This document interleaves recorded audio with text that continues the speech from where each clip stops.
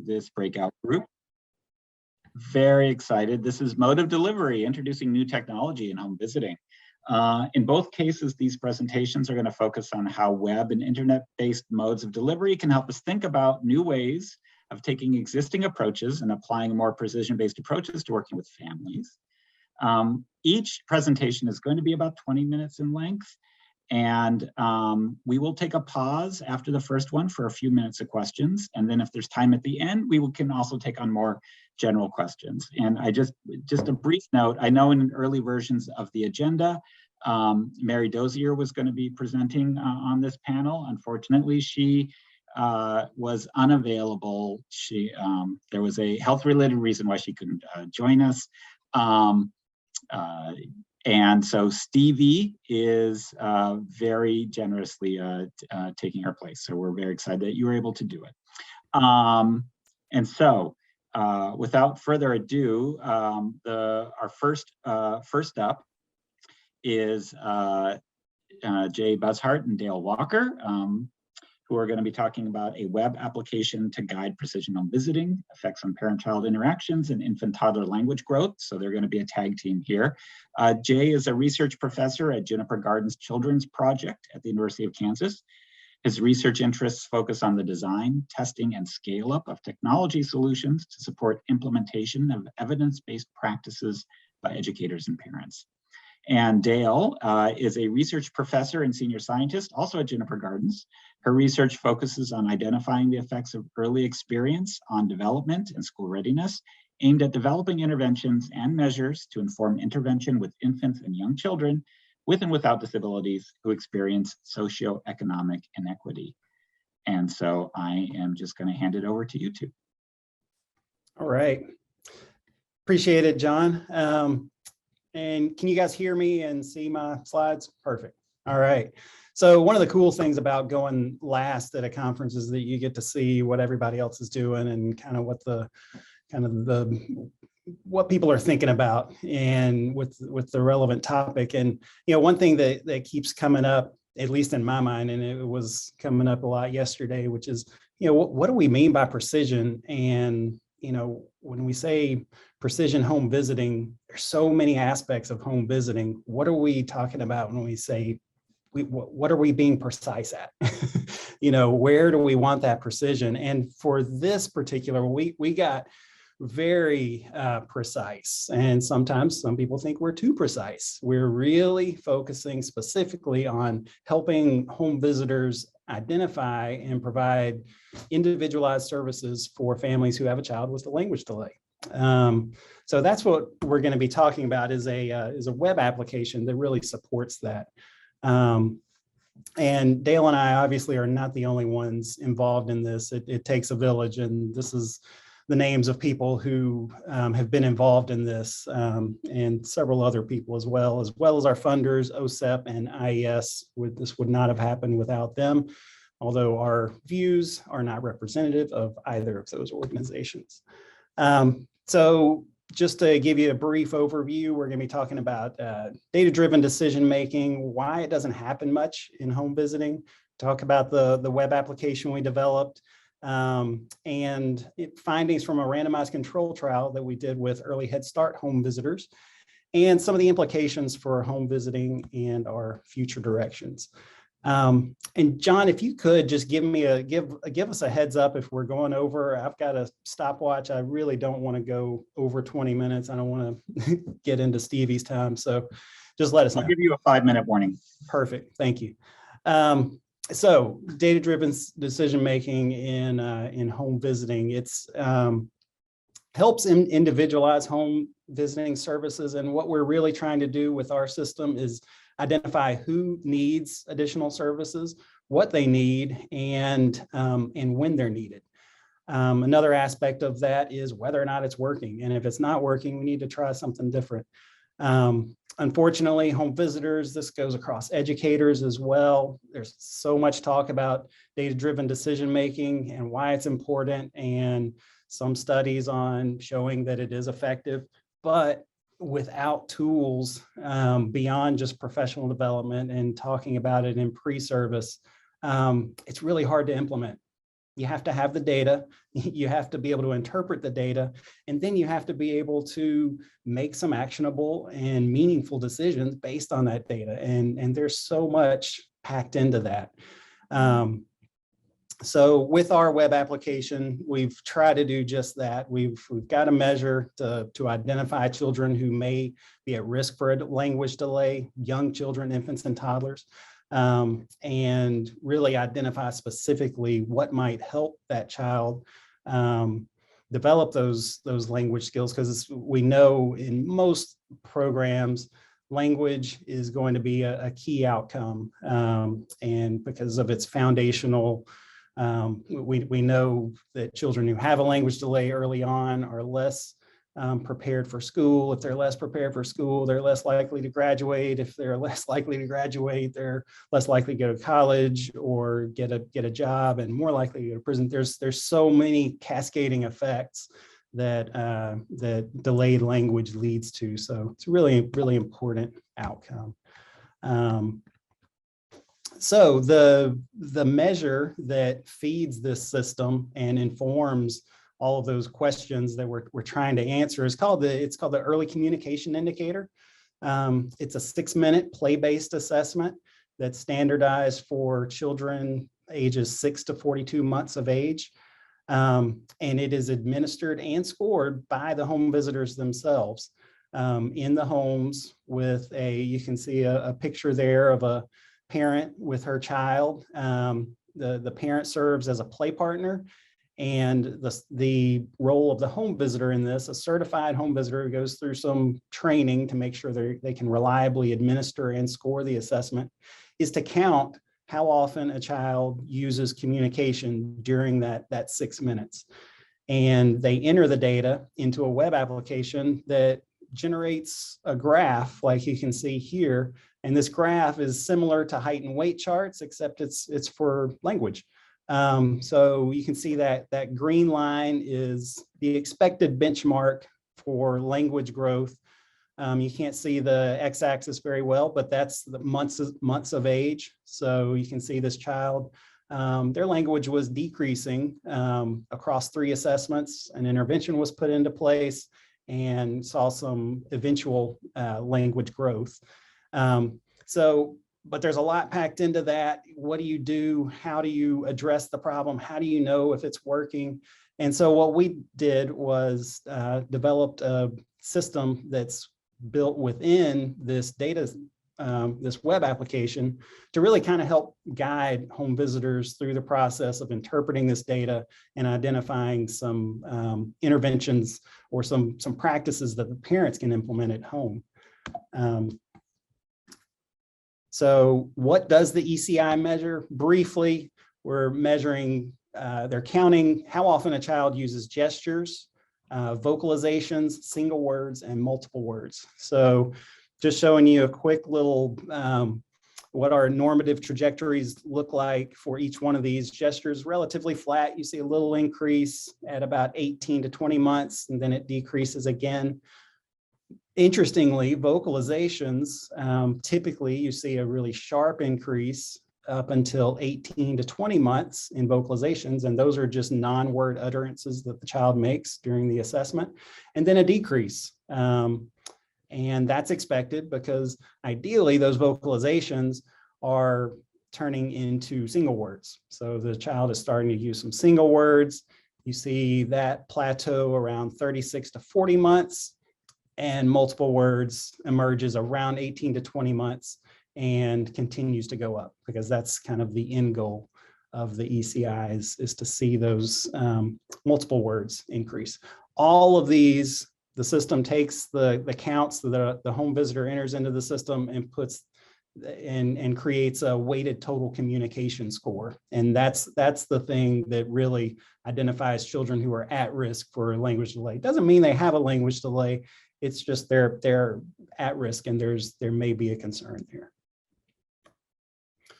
So Dale, you want to talk a little bit about the Making Online Decisions system? Yes. So hello, everybody, and thanks for joining the session. We're really pleased to be a part of this endeavor.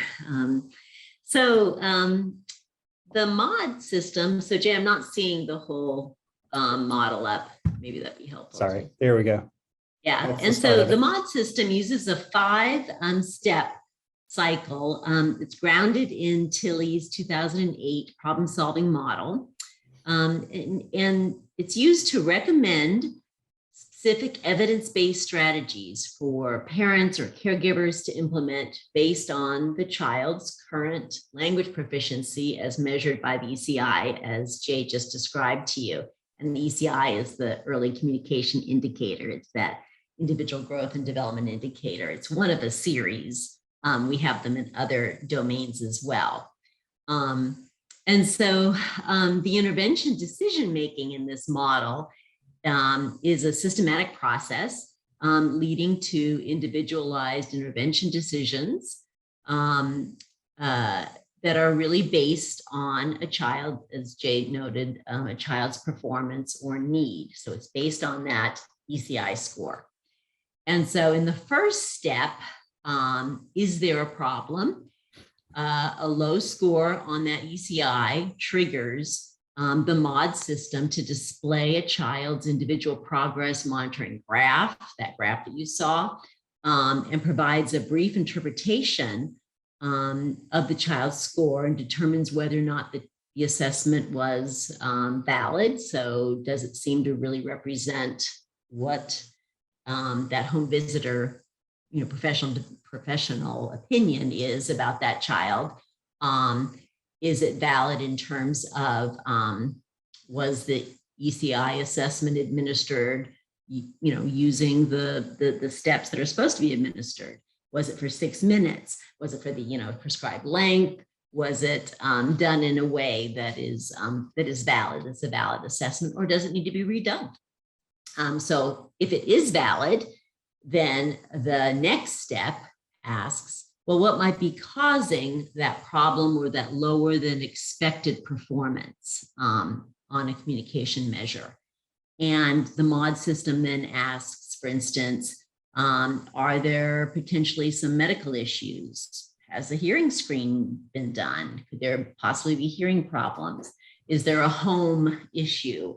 Maybe there's some disruption, as we all know, disruptions in the household that could really be impacting the child's communication and language development at this point.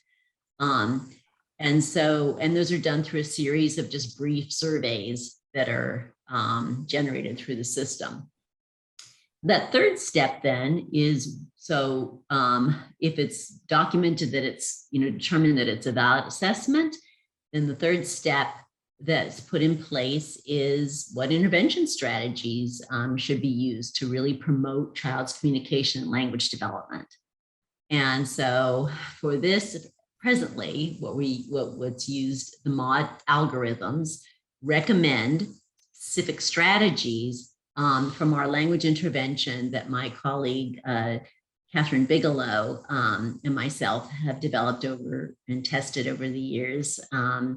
And I'll be describing that in a little bit more detail in the next slide. But for right now, the intervention promoting communication tools for accelerating language in kids, or PC Talk is what we call it for short, is an evidence-based manualized language intervention tool kit. And it's used really to build the capacity of adults to support and promote children's communication.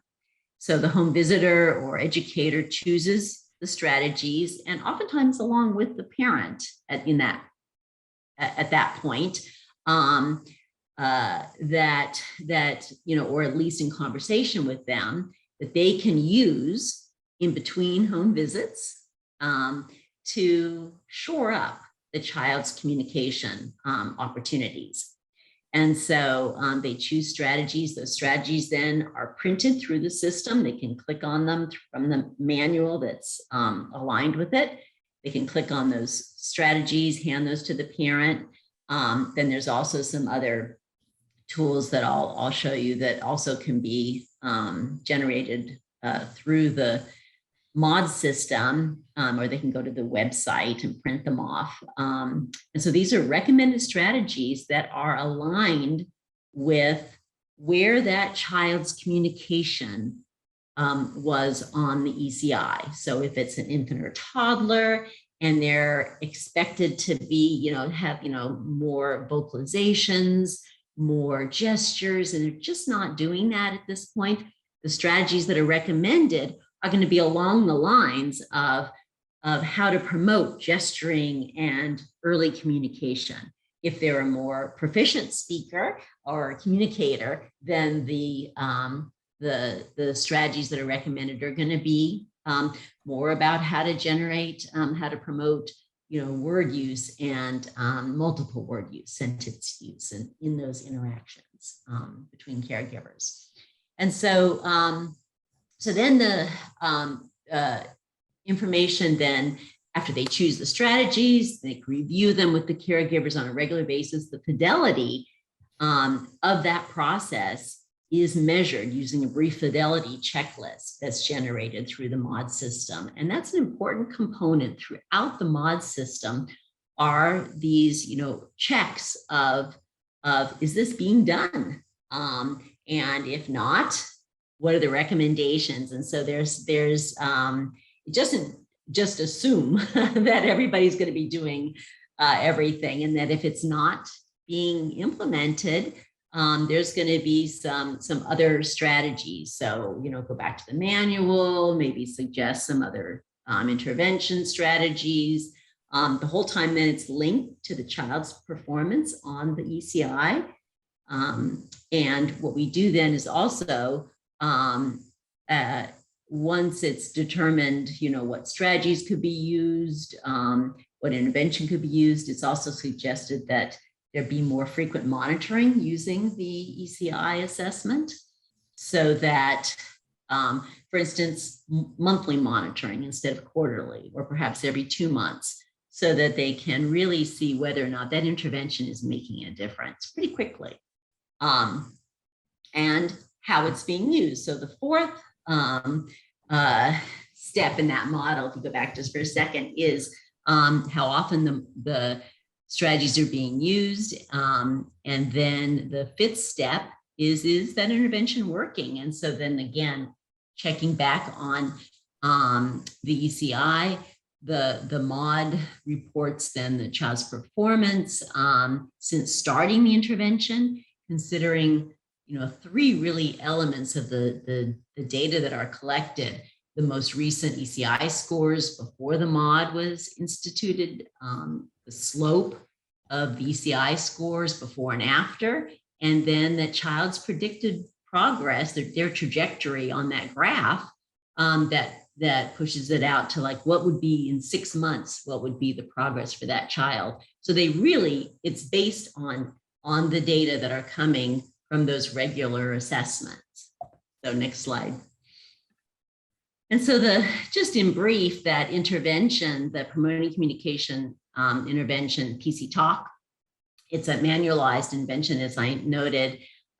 This gives you an idea so that the strategies that would be suggested would be strategies along the lines of following a child's lead, and being responsive to child's communication attempts.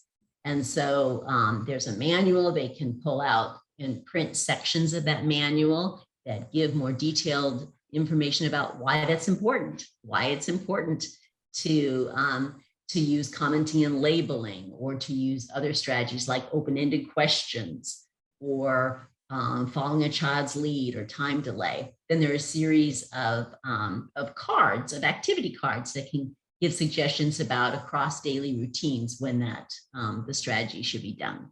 So next slide. And all that to say then that the MAUDE really is a system to be able to monitor intervention implementation and to document child progress along the way. And Jay's going to talk a little bit more about some of our studies that have been done. Yeah, thanks, Dale. So we did a randomized control trial with early Head Start home visitors, as I mentioned. Here's the main research questions that we addressed. And basically what we were asking was, does use of the mod lead to stronger growth on the ECI, and as well does it lead to stronger growth on the PLS-5, which is the preschool language scale, another standardized measure? And to what degree is children's growth on those measures mediated by the use of the PC Talk strategies that Dale described? Quickly, a little bit about methods.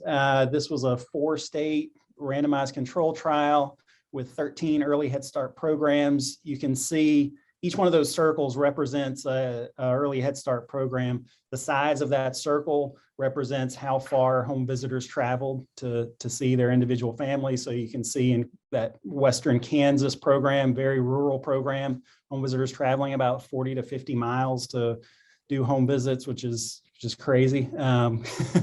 And so you guys probably know Early Head Start. It serves families who are below the federal poverty level. They have a child up to age 3. They're also mandated to serve at least 10% of their families who have a child with a developmental disability, have an IFSP, Individualized Family Service Plan. We randomized home visitors within each one of these programs to either use the mod or not use the mod. But those families that did not use the mod, they still did the ECI, so they could monitor their children's progress. They also had access to the PC Talk strategies. We did training on how to use those for both groups. And they had the manual that Dale mentioned. For the mod group, they just got that regular guidance on which children are at risk for a language delay, and it identified specific strategies within that PC Talk manual based on the child's performance on the ECI. And then they also reported how much parents were using it, how they worked with parents to teach them how to use the PC Talk strategies during just daily routines. You can see the number of families we had. And the measures, and I think I already talked about those, but the PLS and the parents' use of the PC Talk strategies was done by assessors that were blind to condition. They were done in families' homes, and we measured PC Talk use by observing during daily routines parents' use of the strategies during daily routines. We do a count of how often they use those in the home with their child. So let's look at some data on what the effects were. So for the ECI, what you're seeing here is the baseline performance of children's ECI scores before they fell below benchmark. So you can see there's not a big difference between groups before intervention. So we're considering intervention being either for the mod group, the mod was engaged for that child, or in the self-guided group, the child fell below benchmark, and it was up to the home visitor to recognize that and then to deliver those PC Talk strategies to the families. So you can see this is a really cool thing, I think, is even with that self-guided group, Early Head Start, it makes a difference. So children that were falling below benchmark, whether they were using the mod or not, they made a significant gain in language, which is just really cool to report to programs. They rarely see this kind of data that, wow, we're actually making a difference, regardless of whether or not we're using this mod system. The folks that did use the mod, the children, they showed significantly more growth. You can see the P level, and the D is the effect size.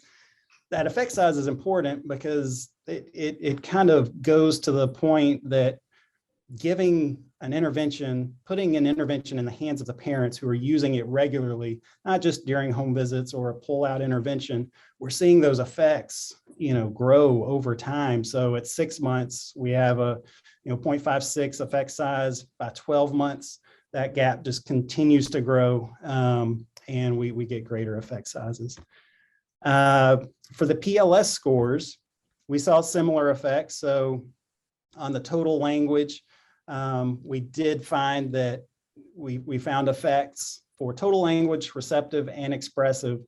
What these 3 graphs show or figures show is that the MOD's effects were mediated by parents' use of PC talk strategies. So use of the MOD, and I'm not getting too much into the data here, but I think it's relevant because we've been talking a lot about engagement, is the high fidelity use of the MOD. The more they use the MOD, and like Dale was saying, following up with parents. How are you using it? How are the use of those strategies going? Are you running into any problems? You know, do you need some more strategies? So that constant follow-up was really key, and we need to do more research, but at least in this study, we found that was kind of the active ingredient, was those constant follow-ups. So use of the MOD, high fidelity use of the MOD led to more use of those strategies, which led to higher PLS scores. Jay, hi, sorry. Hey, I don't yeah. know if you saw John's 5-minute warning in the chat, but that was about 5 minutes ago. Okay, thank you. Thank you. Let me go to this just last slide, future work. We're one of the questions that we're always trying to figure out is how can we get more data so we can be more precise and be able to follow up more often. But the key thing is that data has got to be unintrusive. Home visitors are busy during their home visits, and even a 6-minute assessment takes a lot of time and detracts from the home visit. There's some benefits there, but that's one thing that it would be really nice to be able to collect more ongoing data. Customizing the MOD for individual home visiting programs and models. We're doing that right now. We have a system that can be customized at every level for the MOD. And finally, we really need to replicate this across other home visiting models and across cultures. In our sample, this is my final note, but in our sample, we had about 8% of our home visitors were Latinx, 15% of our families were Latinx. Those are relatively small sample sizes. So we need to do more across cultures and be able to see how this works with more diverse populations. Okay. It's all you, Stevie. Thank you, Jay and Dale. You know, I had said before we would take time for questions in between, but I think in purposes of time and to make sure, Stevie, you have time, let's wait and we'll do questions at the end. But if you do have specific questions for Dale or Jay, feel free to put them in the chat. And if they could respond in the chat, they will, or else we can address them at the end. But I'm going to make the transition over and introduce our next talk, implementing attachment and biobehavioral catch-up via telehealth, maintaining fidelity and effectiveness. Stevie, it's Shine, right, Stevie? I'm sorry, I've never said your last name out loud. Dr. Stevie Shine is a research assistant professor with the Department of Psychological and Brain Sciences at the University of Delaware. She oversees attachment and biobehavioral catch-ups, program evaluation and implementation research, as well as leading the trainer program and providing expert training and supervision as part of the dissemination team. So Stevie, welcome and go ahead. Thanks so much. First of all, I want to apologize. I'm not Mary Dozier, who I think you were all expecting to see today. So I hope you will forgive me that transgression. I will try to do my best to be in her place. Compared to Jay and Dale, ours was not initially a data-driven planful decision. Our pivot to telehealth was a crisis-driven decision. We wanted to be able to continue to deliver services to families in a safe way, even as COVID was raging at its peak. So our pivot to telehealth was rapid and unexpected. So you're getting kind of a range in this group. For those of you that aren't familiar with the program, let me tell you a little bit about it. Attachment and Biobehavioral Catch-up, or ABC. It's a home-based manualized intervention for caregivers of infants and toddlers who've experienced early adversity. It is brief and targeted. It's only 10 sessions long. And I don't think I need to convince this group about the importance of home visiting services. Families are receiving services in their own home. Everyone who is there is invited to participate. We take away the stigma or challenge of office visits or travel. ABC specifically has been implemented with children in foster care, children adopted from orphanage care, children living with birth parents who are involved in social services, child protective services, and family preservation services. We've had RCTs that cover sort of a wide span of situations. In ABC, we focus on three main targets that we are talking to parents about, and those are nurturance, following the lead, and avoiding frightening behavior. So thinking about nurturance as when a child gives a cue for distress or needing some sort of closeness with their caregiver, the caregiver responds by giving a hug, rubbing their back, empathizing, etc. This can be quite challenging for a lot of parents. Nurturance doesn't always come naturally to parents, but we also know that kids who have experienced inconsistent or stressful or neglectful early care may not receive nurturance easily. They may push away or be avoidant. Our next target is following the lead, which can happen when the child is not distressed or needing comfort during play and everyday activities. We talk about following the lead as responding to children's cues for play and general engagement. And then we also talk to parents about avoiding frightening behavior like corporal punishment, threats, etc., which we know are associated with disorganized attachment. So having these really specifically defined goals and targets is one way in which ABC sort of fits into this umbrella of precision home visiting. ABC is implemented with two simultaneous agendas. One of those is manualized content, which is basically set up as a series of topics and activities. There are 2 sessions where the content is dedicated to each of the 3 ABC targets. So in sessions 1 and 2, we talk about nurturance, and 3 and 4, we talk about following the lead. 5 and 6, we talk about avoiding overwhelming, intrusive, frightening behaviors. And then 7 through 10 are more personalized to continue focusing or practicing on targets that the caregiver may need additional support with, including thinking about how caregivers' own early attachment experiences may be affecting their current parenting. All throughout these sessions, these topics are also reinforced through in-the-moment comments that parent coaches are making about the interactions that they're seeing the parents having with their children in the moment. We're giving this real-time feedback on our 3 targets of nurturance, following, delight, and avoiding frightening behaviors. We're specifically only commenting on intervention targets. So these in-the-moment comments are only directed toward these 3 major focuses of ABC. Parent coaches may give positive comments by describing the parent's behavior really clearly. She started crying and you picked her up and held her close. They may label the intervention target by saying something like, that's a great way to show her nurturance. They may also provide a research-based long-term outcome, like that lets her know that she can count on you. We may also use commenting to gently correct or change parent behavior so that it meets the goals of our program in encouraging, nurturing, following, and delighting. So we may say something like, she looks upset. You could try picking her up and holding her and rubbing her back, or something like that. So I'm going to show you an example of what that looks like in an in-person ABC session, getting this in-the-moment comment feedback in a nurturance moment. So this is what it looks like in action. Okay. All right, honey. We're almost done. Okay. So you see the coach right down here next to mom saying, good job nurturing, he's crying, and you picked him up and you're holding him, giving super specific feedback about the parent's positive response in the moment. Because these comments are so personalized, this is another approach to precision home visiting. We also know that commenting is how caregiver change happens. As you can imagine, making these comments draws the parent's attention to their own behaviors, reinforces and hopefully increases positive behaviors they're already doing with their children, and it makes them feel positive about their own parenting behaviors, boosting their parenting self-confidence. It also serves to build rapport and help the parent feel supported by the parent coach. Making comments is also a very challenging aspect of our program. It requires you to hold multiple things in your head at once and have pretty good executive functioning. There's often a lot happening in home visiting sessions. Coaches sometimes find it's a bit awkward to sort of describe what parents are doing right to them or to interrupt what's going on to make these kinds of comments. And sometimes they find this is unlike other programs that they're used to doing, sort of making these rapid fire in vivo comments.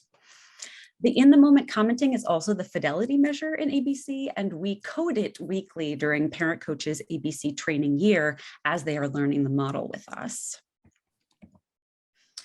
We have found in research trials that parents who received ABC show greater sensitivity in interaction than parents who received a control intervention, and that these gains were sustained 3 years later. So here we see a nice example of a parent who is following the lead during one of these sensitivity assessments. You gonna drink out of it?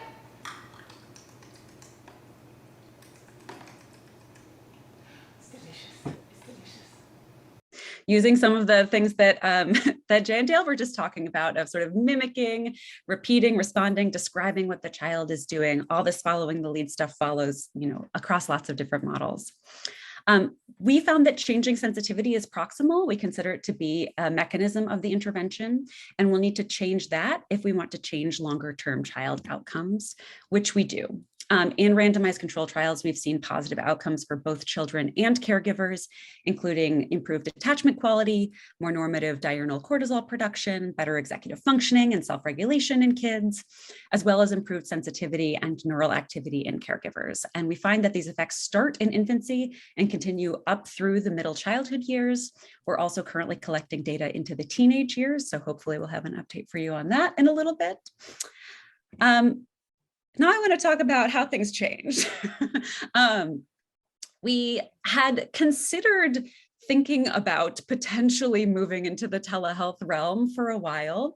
It was especially of interest for a lot of our implementation sites that cover really large catchment areas. I think similar to Dale and Jay, we had one particular parent coach in Western Kansas who was driving 2 hours each way to do a 60-minute ABC session with some of her families. So it was not the most efficient way of doing that. We had this sudden switch with the pandemic. We were not able to sort of plan this move carefully or compare against an active control group. This was sort of a natural experiment because of the pandemic disrupting the ability for folks to go in the home safely. We were really worried. We wanted to make sure that the key elements of ABC remained, that there was fidelity, that it was happening in the home, that it was still focused on parent-child interaction, and we wanted to make sure we still had good sensitivity outcomes. Previous non-ABC telehealth research has shown great promise for telehealth intervention. I would say the program that's probably closest to ABC in format that has been tested in an RCT via telehealth is PCIT. They also have this sort of commenting aspect of what they do. They found great results through their randomized trial, fantastic outcomes, fewer barriers to treatment. But their data were coming from these very controlled situations where tech was provided by researchers. Parents were trained in the technology before the program began. There was a lot of support there. And we were aware that things might look a little bit different and be more difficult in our more crisis-driven pivot to telehealth. So I would say these are sort of our main practical concerns and challenges at the beginning of all this. Would parents be willing to participate virtually? Would they be able to? Would they have access to internet that was strong enough to be able to have these video connections? Would we be able to see enough of what was going on in the parent-child interaction virtually? Would we be able to comment and thus maintain fidelity virtually? And could we sustain effectiveness? I now want to show you a couple of videos of what it looks like to sort of be making comments on parent-child interaction via Zoom. So you'll be able to see the parent-child interaction, but you will hear the sort of disembodied voice of the parent coach who's making these in vivo comments on what mom is doing to react to the baby in this situation. So this is one where mom is following the lead. My goodness, this is Yeah. Love that little kitty. beautiful following her with the light. So you hear the coach commenting on how mom is following the lead with delight. When mom sort of describes what the child is doing, child is crawling around and mom says, "Oh, are you a little kitty?" So getting some reinforcement on that moment. And then we also have a similar comment when this particular parent has a nurturing behavior with her child. Something, but I think that helps a lot is like, oh, nice. She reached for you. She made maybe a slightly fussy noise, hard to tell, and you just picked her up right away. That's perfect. When in doubt, nurture. So you can see that we actually do have a pretty decent view here. The coach is able to make some comments, which is exactly what we were looking for. Before I get into our telehealth data, I want to orient you a little bit to the measures that we use when we are thinking about community implementation of ABC. We focus on fidelity, in the moment commenting, and sensitivity, meaning following the lead and avoiding intrusive behavior, because we know that they're related to each other. And we also know that sensitivity predicts these sort of longer term child outcomes. So these are the two variables we focus on when we're doing community implementation. They're also feasible to study in this situation as you know, home visitors are doing this as part of their everyday practice. So what you see pictured here are some data from in-person, non-telehealth community implementation pre-COVID. We found that fidelity, as defined by the frequency and quality of these in-the-moment comments, predicts effectiveness of the program, drives changes, improvements in parental sensitivity, meaning that fidelity predicts greater increases in parent following the lead and greater decreases in intrusiveness. Fidelity also predicts caregiver retention in the model, caregiver engagement in the model. We also see moderate to large changes in sensitivity from pre to post ABC, which is measured by a brief behavioral assessment and scored by coders who are unaware of the timing or location of the assessment. So this is our sort of pre-telehealth standard for community implementation, that fidelity is upheld through frequent and accurate in-the-moment commenting, and that sensitivity improves through increased following the lead and decreased intrusiveness as measured pre and post ABC. We already, as a general practice, were collecting fidelity data from parent coaches and sensitivity data from parents while coaches are in their ABC training year with us. So the data I'm about to present are sort of part of an ongoing general ABC practice during this natural experiment that the pandemic created, not part of a research trial. There is no control group. We're just looking at folks who are out in the community implementing this program. These are data from coaches in their training year, so they're also in the process of learning how to implement ABC. I will say often the 2020 cohort in particular was sort of simultaneously trying to learn in-person ABC and how to do it virtually. They were like flying the plane as we built it at that point in, you know, March through May 2020.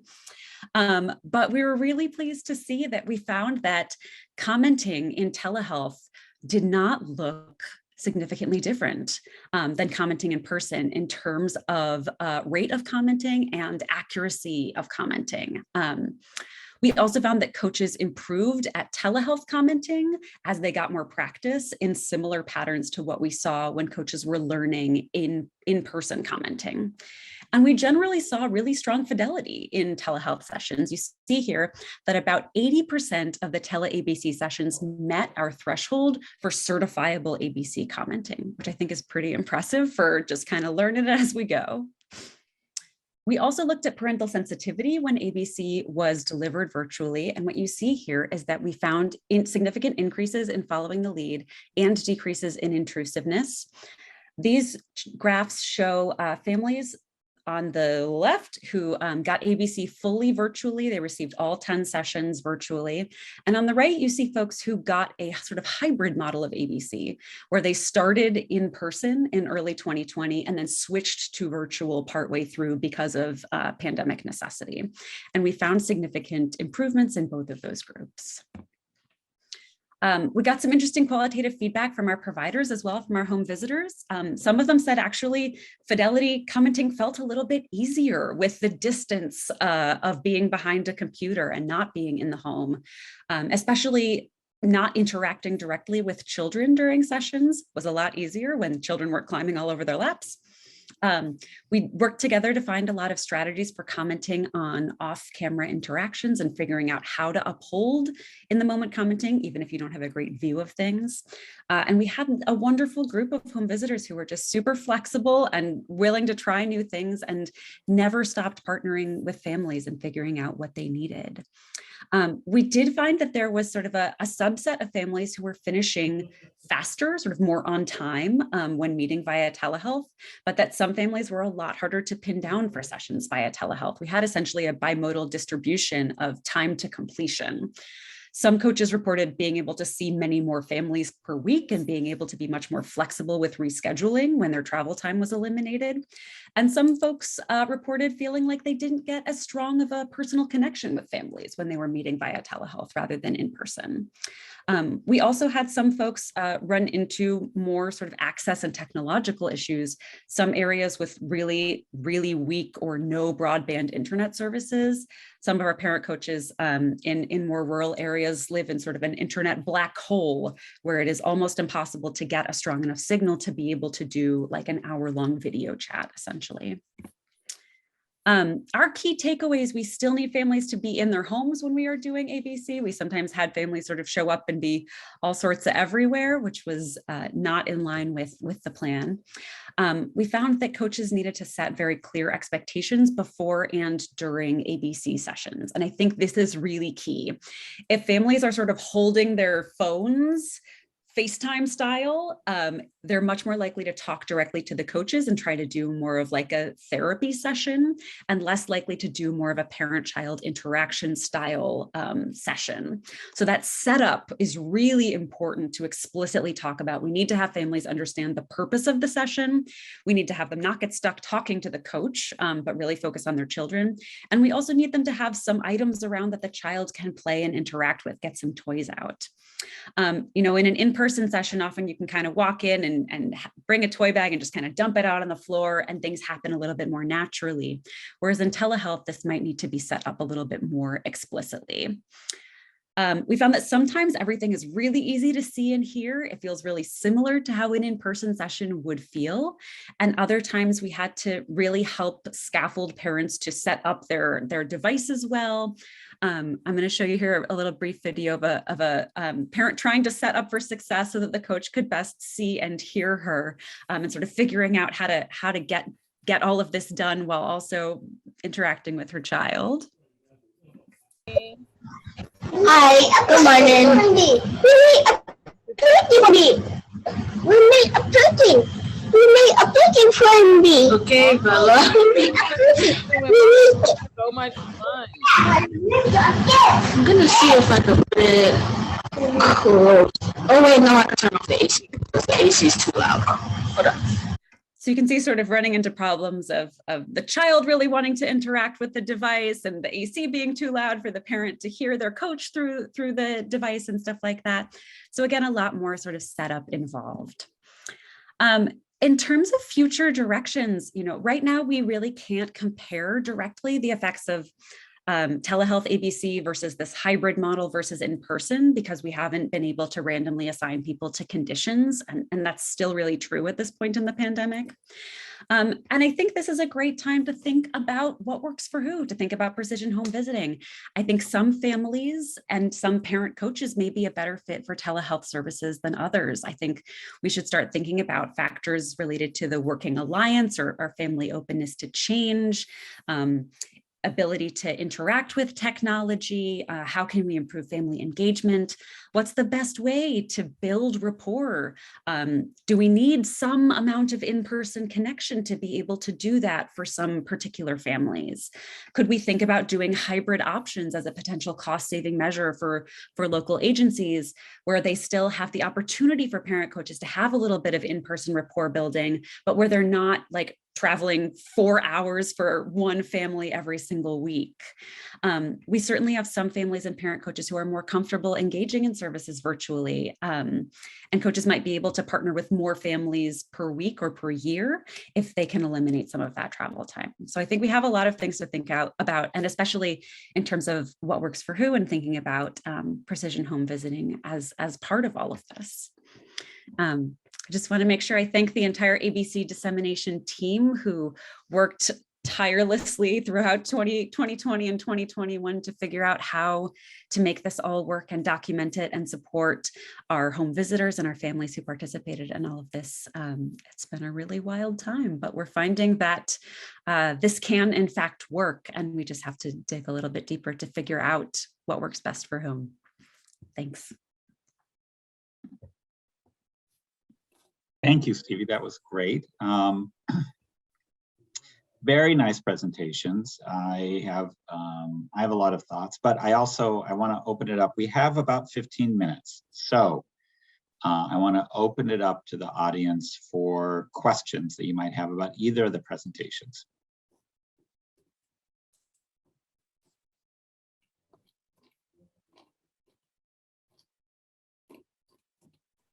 Stevie, I've got a question about y'all. So our ECI assessment, it requires a home visitor be there during the assessment. And so during COVID, all these programs that are using the ECI as one of their outcome measures had to figure out how to do this virtually. And so it was really cool because, you know, we provided some support, some recommendations on how to do this, but kind of like you were saying, you know, we were building the plane as they were in it. And so they really had to innovate. And what we found, and we recently published a study on this, basically comparing pre-pandemic to pandemic, you know, it was just kind of this natural experiment, looking at children's growth curves on the ECI. And number one, we found no significant difference in growth curves, meaning that it suggests that they were able to administer and score it with fidelity in both instances. But kind of like what you were saying, we gave them surveys, we gave the parent surveys and the home visitor surveys as well about, you know, how is this working? Home visitors tended to, both groups said, yep, it worked, it's fine. But in both groups, they said, we still prefer in person if we had our choice. So and for those reasons you were talking about, you know, the parents, they have to have the technology, they've got to have a phone. If they don't have a phone, they had to give them an iPad or, you know, an internet issue. And got to have a way to set it up so that you don't have to hold it the whole time. You got to make sure that your kid doesn't try to watch Bluey on it while you're doing a session.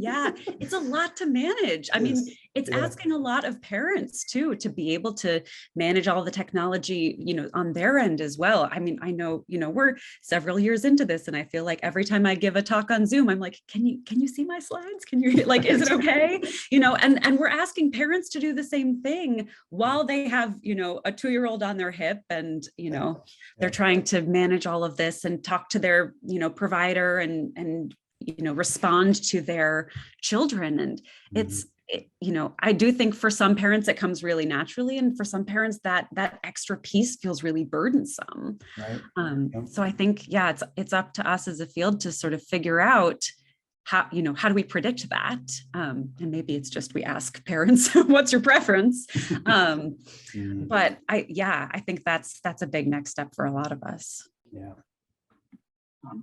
So Anne typed 2 questions, and so I'm gonna let me just paraphrase them a little bit, because I think to some extent they both are about kind of looking at differences in implementation by home visitors. So for Jay and Dale, do you have a sense of why home visitors might vary in their use of ECI for those where you expected them to use it? I know you kind of, because of time, I think you skipped over or went quickly through the slide we were talking a little bit about kind of precision issues of what might work best for whom. And so, like, one of the questions is, are there home visitors where the ECI might be a better fit for, or they might use differently? And then Anne also asked for Stevie, do you have a sense of any baseline attributes moderate how virtual ABC plays out? And I was thinking, Stevie, during your presentation, just to tie back to the same kind of question for Jay and Dale, is that I remember when Mary has talked about ABC in the past, she does talk about kind of the vetting process for what type of person makes a good coach for ABC and kind of the qualities of it. And I wonder if virtual changes the dynamic or the equation. Because there is kind of the way I was thinking about it is there's kind of an intimacy when you're in there in person with the parent and the child that can be intimidating to people. And it might not feel as intimidating when you're over Zoom kind of being more directive. And so I know I asked it to both of you, so it's going to be a free for all who answers first, but how do the characteristics of the home visitor, how might that impact how these interventions get played out? I think that's a fantastic question. I don't know that we have enough data right now to be able to answer that question. I would say, anecdotally, John, sort of what you're saying is right on, that our parent coaches who were a bit more timid in person actually found that it was easier to be a little bit more direct via telehealth. But also that there were some families where it felt really distant to be meeting via telehealth. And I think also this had to do a bit with the device that the parent was on. I personally noticed supervising a lot of these folks that when parents were connecting via phone rather than via laptop or iPad, the parent coach is like this teeny tiny little face and they have to sort of prop them up in the corner of the room, and they're much easier to ignore and they're much harder to hear than if you have a real life person in your home who's giving you lots of compliments or giving you some suggestions. I would love to be able to dig a little bit deeper into the characteristics of both families and parent coaches that predict success. I will say we are also sort of starting to onboard a lot more data collection at ABC generally that I'm hoping will allow us to be able to answer some of these questions. But my answer now is mostly anecdotal. Yeah, and so we did include parent and home visitor characteristics as moderators when we were running our models, and we did not find anything that that significantly predicted better or worse fidelity or even outcome. So we included home visitor and parent education status. We did the Working Alliance form. You mentioned that, Stevie, and which basically measures the relationship of the home visitor to the parent. Interestingly, the parents, they had just really high ratings of their relationship with their parent. The home visitor had pretty high, but a little significantly lower than the parents, but basically meaning that the parents just love their home visitors. But we didn't find any relationship with that. And I think this probably because we had a ceiling effect and we didn't have much variation in that. But we did have a lot of variation in income level and education status, and we didn't find any moderating characteristics. But similar to what Stevie was saying, anecdotally, I think these were programs that bought into this program. They agreed to do the ECI quarterly. So leadership and buy-in at the administrator level was really critical, and that's been critical outside of our studies in implementation of this, that programs whose leadership agrees to do this and really promotes it amongst their home visitors are the ones that tend to have the most success. But that's anecdotal too. We have not researched that specifically. And now we do have a kind of similar to what you guys have. We do have a readiness assessment that we have programs fill out. One of those, because it requires technology, does include home visitors' access to technology. So, Anne, did that answer the question that you had for them, or did you Well, yeah, I just maybe I'm looking for something that's not there.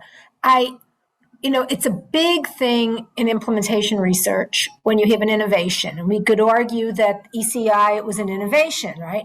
And so too the virtual version of ABC. And so we know from so many things that people vary in whether or not they'll adopt a particular behavior. And when we're looking at providers and we talk about behavior, we're talking about essentially role performance, right? And so, one of the $1 million questions is, if you build it, will they come, right? And some folks do, right? Some folks glom onto them. It's fabulous.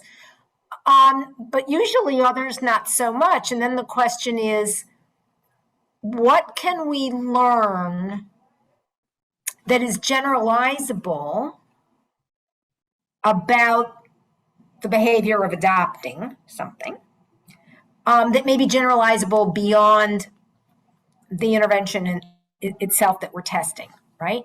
And that's all I have to say. I feel like, well, I feel so important, but I feel like there's so much more we need to learn about it. And when I was talking about the families, you talked, Stevie, about the bimodal distribution.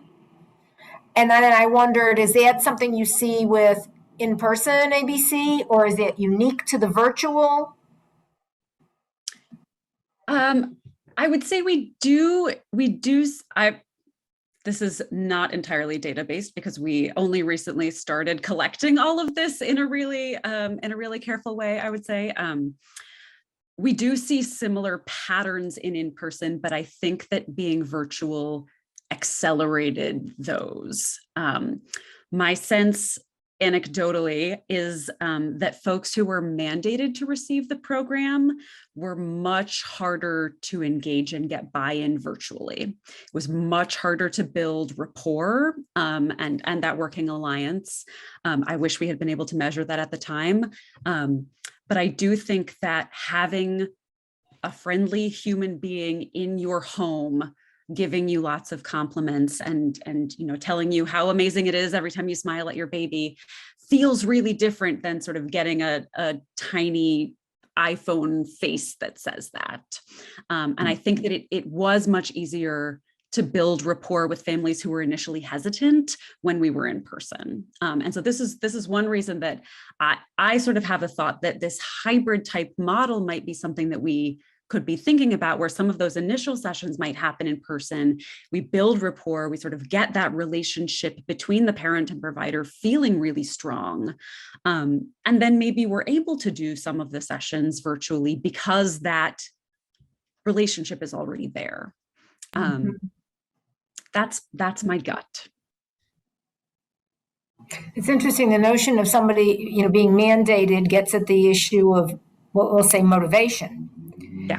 And those of you who listened into the first session today might remember one of the top 10 theories of behavior change that made it to the top in the intervention researchers that we surveyed was the trans theoretical model, which I know Dave Schultz is highly familiar with. And it, has to do also with underpinnings of motivational interviewing and so on. And I wonder about the extent to which the interventions we develop and our expectations of the outcomes to be achieved, the extent to which we temper those with a really concerted effort to get at motivation and address motivation, and the extent to which we support home visitors to do that. Yeah, that's such a critical point. And I think just briefly, I'll just say, I think as researchers, we don't have a background in marketing, and we are competing with products that have no evidence, but have a lot of marketing behind them. They look really slick, and I don't know what the solution is to that, other than, like you said, and applying maybe some implementation science approaches to this, where maybe we promote this at the state level, and then it can trickle down to individual programs. There's a lot of interesting research out there about that, but it's motivation is critical. But how do we get programs motivated, not just to use our practices, but any evidence-based practices? There is a certification process in our intervention, both in the assessment part as well as the intervention delivery. And so those are gates, if you wish, if you will, in terms of, if they're not passed and if they can't get certified for the home visitor or early educator, because it's not only for home visiting, it's also for early educators and early intervention, early childhood, that the person administering the assessment, the ECI or individual growth and development indicator, they have to be certified. So they have to pass that. I'm guessing ABC is the same. But that's one place where they're going to be pretty motivated if they have worked to get certified in being able to administer that assessment. But the parents implementing the intervention, that's another, that's part of it's embedded within their home visiting visits. And it's typically a goal of theirs is to promote they want to promote their child's communication. They want strategies for that. And so they're typically motivated, but sometimes not so much. So that there are, so implemented, we continue to always measure the fidelity and implementation levels to get at those questions. Stevie, if you want to respond, you can. I'm just going to warn you that at some point, you have 25 seconds and then the curtain closes. I'm not sure I have a 20-second sum up for all of that. I may bounce it back to you. Well, then I'll just take the last few seconds to thank you both, or three of you, for both presentations. I thought they were great.